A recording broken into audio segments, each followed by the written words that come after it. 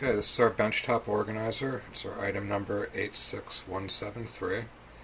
It's a very convenient thing to have on any workbench. It has storage spots for rotary bits, like Dremel type tool bits, multiple layers of spots to put the assorted bits. Open containers to put paints and screwdrivers or whatever loose things you have. There's a plier rack in the back for cutters and pliers, or you could stand things up in the back, files and sanders.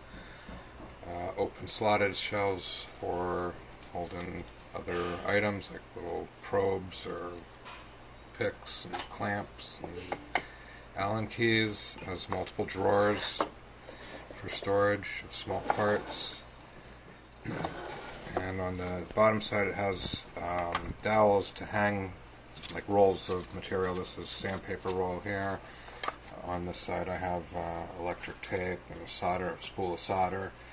So it's convenient to have all these things right near your workbench. It could sit on a workbench, or you could mount it onto a wall behind your workbench, just so you have easy access to all of your most frequently used tools.